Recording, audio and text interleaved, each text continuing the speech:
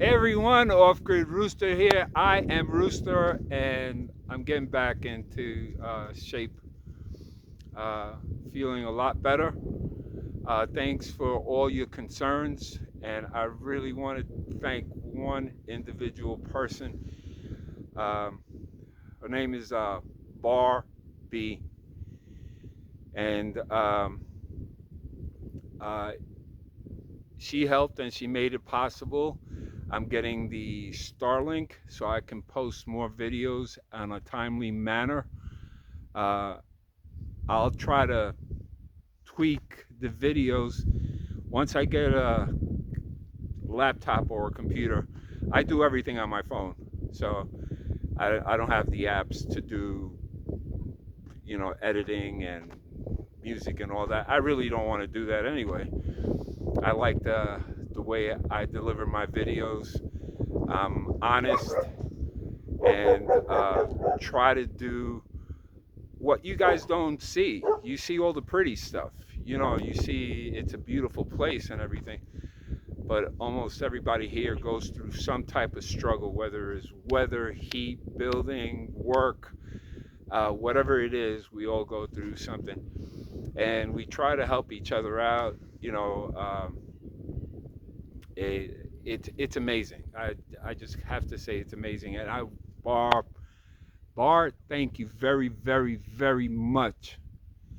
Uh, you made something that I really wanted possible so I can continue providing these videos. Um, I use the, how do you call it, the Cash App. Um, she sent it through Cash App, so I'm really blown away.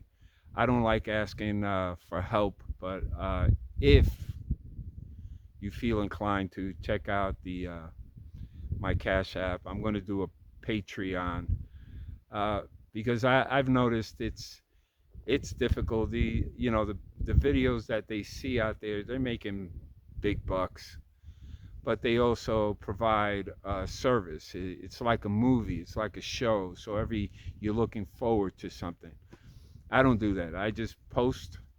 It's like almost like a diary, a video diary for me. I go back and take a look how I started, where I started from, the advice that I gave everyone, what I've been going through, the changes physically that I have been going through. So for me, that makes more of an impact and a difference. So you can see it's not only building the stuff. Yeah, everybody can build something. We can give you a tutorial, a DIY thing. I don't do that. I'm not a professional. I don't want you to get screwed if I did something and you say, well, you did it. Well, yeah. Don't follow if you think it's a DIY thing. This is what I do for me. This is what works for me. And I take some shortcuts you should not be taking, especially with safety. Um, the struggles are real. These struggles here are real. Some days are good, some days are bad. I do most of my talking, and and then I show you what I've been doing. Today, I am going to show you what I started this morning after feeding my animals. I usually wake up I go to sleep around 5 o'clock in the morning. Wake up about 6:30 in the morning. I don't get that much sleep. I I don't know. Maybe it's age. I'm getting older. I just went through a birthday, so I I just the age thing. I can't get it because my heart and my brain and my spirit is young. It's really, really young. I don't want to lose that. You have, oh, almost fell down. Ooh, thank goodness I picked it up. The wind's blowing. Um, what I was saying is that, things happen when you get older. Uh, you start getting these brain farts, and um, the memory and what you're going to say. For me, I'm I jump from one thing to another because I want to make sure I get everything in. And if I could speak any faster, I would speak faster so I can get everything in 5 minutes. But I can't. I'm a talker. I'm a social butterfly. Around here, I talk to everyone, people that I don't know. I introduce myself. Wherever I go, traveling, shopping, everything, I say, hey, hi, good morning, good afternoon. You look good today. That's the type of person I am. So you might see me out there. There's been people that come out here and they say, you're Rooster. And I said, I am? I just want to joke around with them, just ease up the tension and stuff like that. So it works for me. Let me keep quiet and let me show you what I started. After I woke up this morning, I fed the animals, finished about 10 o'clock in the morning. That's doing the chickens, their pen, the little pen they have, feeding my dogs, the 3 that are in there and the 2 that are in the trailer, and my goats. I also swept their fecal material. I don't want them to pack it up and then they get foot rot on their feet. And then I get to working. And when I say I get to working and I do like 15 minutes, 20 minutes, sit down, the heat starts coming up. It was, I think today, almost 95, I believe. This morning it was in the 60s. So evening temperatures are 60s, mid 60s, and the day temperatures like 96 and up or around that. And it's going to be dropping. It's going to drop soon. So I'm trying to get things moving because there's things that are coming. And when winter comes, when that 60 starts dropping again, you got to worry about it because you're going to get a cold front right in. You're having all these hurricanes. I think what's the one? Helene in Florida is creating havoc. I pray for you guys and hope everything turns out well for you. God, Mother Nature, whatever you want to call it, the cosmos, that's nothing to play around with. We can't control all that stuff. Like I always say, you can't control what you see out of your eyes, but how you handle it is the most important thing, how you handle it. You could bitch and moan and everything. Sorry for the way I speak, but when I speak like this, I am being honest. I'm not going to doctor it up for anything. When you start complaining about, oh, this is happening and everything, so is everybody else. Everybody's going through the same thing in one level or another one. We're all trying to survive in this world and everything that's changing and the work that we do to earn money to move to our next step, our next goal. I make short-term goals, then I make mid-term goals, and then I make long-term goals. And I try to see if I could match them. I don't get upset if I don't get to that goal on the time that I say. If I say, well, within 3 years, I'm going to finish this up, and I don't finish it, I can't get upset because there were obstacles in the way. Weather plays a part, wind plays a part, the animals play a part, I play a part, everything plays a part in it. So here I go. Don't forget, like, subscribe, hit that notification button so you can see future videos. As soon as I get that Starlink, I'll be posting more often. But it's going to be the same style that I'm doing. Well, today, what I did was I'm trying to create, when you come into this area, I had like a speed bump that I put so people don't just race in. What I'm going to do is I'm going to lower that speed bump because it could be troublesome for the cars here. It's bad enough the roads are dirt roads here. These are not paved roads. The State Road 118 is the paved road that goes from Alpine all the way to Big Bend. and the Ghost Town and Studi Butte. That's the only paved road you have, and whatever is um, from the county, like if it's a Brewster County um, property, they pave all that. But this is the desert. Going to keep it the desert. It's rough on your cars. Just deal with it. I have to deal with it all the time. Well, the what I did do, let me see if I could show you this. This area right here has a hump to come into this area. And I had it narrow. I had this part narrow. And people could not get through because I had the rocks in the way here and I had the bushes. So they would have to be very careful. And with some of these roots, you have to make sure you take them out, because if they're underneath the dirt and a weight of a vehicle comes through over it, it will puncture that tire. So driving here, a rock can puncture the tire. A minimum of 10 ply tires are needed in this place. So the higher the ply, the more money it costs to buy tires. Well, I'm going to leave some of it. I'm just shaving it off. And now, this is what it looks like. I'm going to make a straight line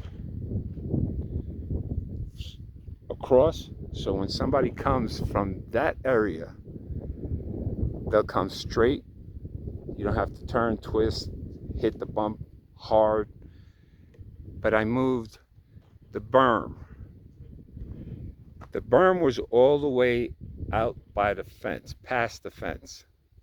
And then I cleared all the bushes with a pickaxe, a rake, and a shovel. And this is as far as I've gotten so far. Now, I'm going to come on this side because there's something else I was working on. This area right here, I have to move that over.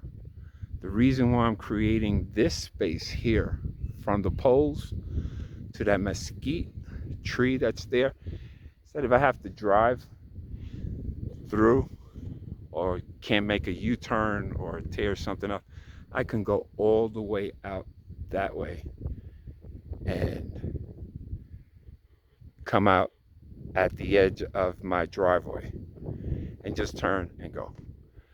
And if people want to come in, they could either come this way, and I'm going to try to see if I have a parking spot. I doubt it, but I'm going to put a parking spot someplace. But this also serves, since I shortened it, I'm moving this berm all the way down. So where you see those bushes and those plants out there at the end, well, that's where there's like a little gully type arroyo, all the water, and that's where most of the animals travel. You can tell where the greenery is because they're looking for food, so they go there. All that area back here is sparse from greenery. They just mark their territory, telling the other coyotes or telling the other javelinas, this is my path. And sometimes you see quite a bit of javelinas. You see a whole family full of javelinas and coyotes. You see a pack of coyotes out here. Those are our main guys that keep coming. They're looking for water. They're looking for food. I'm trying to help the birds, the animals. I'm not scared of the animals. It's just that you have to expect this is their territory. Now, and we are visitors. They know this place like the back of their paw or back of my hand. But I'm clearing it up. I'm trying to do something positive for these animals. I just love animals, and make them cozy. I wish this was a terrarium and I'm fix it up. It'll be easier. But anyway, here what I did was, see the fence, the roll of fence? What I did was I laid the fence down, half of it. And if you could see that pole, I pulled it over this top so I could stick it in. And now I have coverage on this side so the coyotes and javelinas can't dig in, because I'm going to put dirt over this and my dogs can't dig out. I was going to use the whole roll for one side, and I said that's wasteful because they're only going to travel but so much. And once I put the rocks and the dirt, they're not even going to even bother with it once they hit metal. So this one here, I need help. That's Luna and one of my goats. They don't like each other. This one, I'm going to need help, so I'm going to call in the troops, my friends, to help me lift this up and stick the pole right in the middle of one of these so I can continue that same pattern all the way. I stopped it now because I can't do it. I'm tired. I tried just one piece. I couldn't even do the front one because that pole is thicker. The corner ones, the corner poles are wider. This is a middle pole, that other middle pole, and the corners are bigger thickness, bigger gauge. These are smaller, so it's easy for it to go. What I have to do is have some people hold it up while I clip it, and then the larger poles I could slide it right through. That's a plan. Hopefully it works. And so I didn't even use half the roll for this side because this is going right up to here. Luna, stop. Back it up. Good girl. Good girl. Go home. Go home. Go home. She's hard-headed. She's a guardian dog. If I get close, she's like, I have to keep an eye out for her. She also had, this is sad news for me, bad news for me too. She had another litter of 5 pups. The dog that's on the other property got loose. I had her in with the goats. She was watching the goats, and the, part that makes the baby, I don't want to say it on YouTube, but they were doing it through the fence, and she got pregnant, and she has 5 pups. What I'm going to do with, if I can sell them or rehome them, I'd rather rehome them to a good family or something. I will take that money and have her spaded. I've been wanting to spade it, but the price is here for spading. And they say they have a program for spading, but for $200 something, that's not a program. You're getting what, $5 off? I know the Humane Society does it in other states and everything. So, but she's doing fine. The puppies are getting big. They're almost a week old, and it is what it is. These are the things. I don't want to start, anything.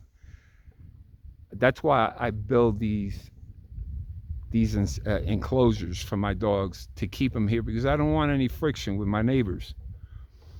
Because these dogs, some of them roam. They roam all the way to the mountain. They roam all over this place, and then they form a pack. The males form a pack. They get their females, and that's where the trouble comes.